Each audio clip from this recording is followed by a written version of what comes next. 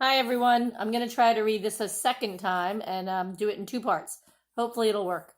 I'm going to read you Enemy Pie, and I want you to think about how the main character changes from the beginning to the end. It should have been a perfect summer. My dad helped me build a treehouse in our backyard. My sister was at camp for 3 whole weeks, and I was on the best baseball team in town. It should have been a perfect summer, but it wasn't.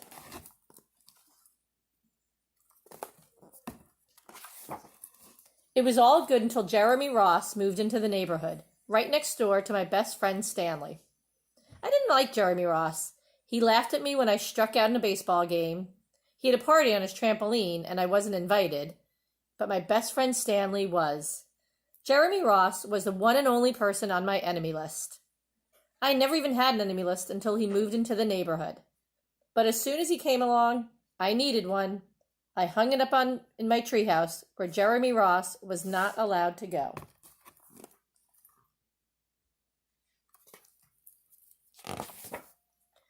Dad understood stuff like enemies. He told me that when he was my age, he had enemies too, but he knew of a way to get rid of them. I asked him to tell me how. Tell you how? I'll show you how, he said. He pulled a really old recipe book off the kitchen shelf. Inside there was a worn-out scrap of paper with faded writing. Dad held it up and squinted at it. Enemy pie, he said, satisfied.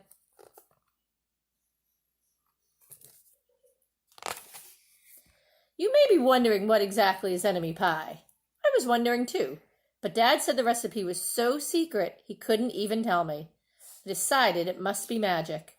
I begged him to tell me something, anything. I will tell you this, he said. Enemy pie is the fastest known way to get rid of enemies. Now, of course, this got my mind working. What kinds of things, disgusting things, would I put into a pie for an enemy? I brought Dad some weeds from the garden, but he just shook his head. I brought him earthworms and rocks, but he didn't think he'd need those. I gave him the gum I'd been chewing all morning. He gave it right back to me. I went out to play alone. I shot baskets until the ball got stuck on the roof. I threw a boomerang that never came back to me. And all the while, I listened to the sounds of my dad chopping and stirring and blending all the ingredients of enemy pie. This could be a great summer after all. Enemy pie was going to be awful. I tried to imagine how horrible it must smell, or worse yet, what it would look like. But when I was in the backyard looking for ladybugs, I smelled something really, really good. As far as I could tell, it was coming from our kitchen. I was a bit confused. So am I. If enemy pie is supposed to be bad for you, why would it smell so good? I went in to ask Dad what was wrong. Enemy pie shouldn't smell this good. But Dad was smart. If enemy pie smelled bad, your enemy would never eat it, he said. I could tell he'd made enemy pie before. The buzzer rang and Dad put on the oven mitts and pulled the pie out of the oven. It looked like a plain old pie. It looked good enough to eat. I was catching on, but still I wasn't really sure how this enemy pie would work. What exactly did it do to enemies? Maybe it made their hair fall out, or their breath stinky. Maybe it made bullies cry.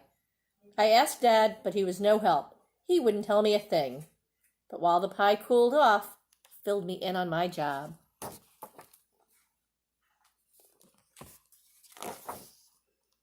He talked quietly. There is one part of enemy pie that I can't do.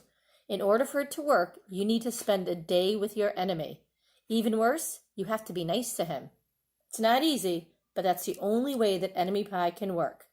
Are you sure you want to go through with this? Of course I was.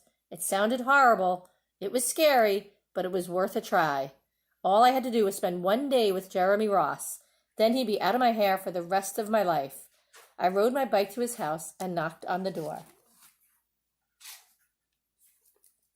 I want you to think about how Jeremy's going to feel when he opens the door. We'll be back, part 2.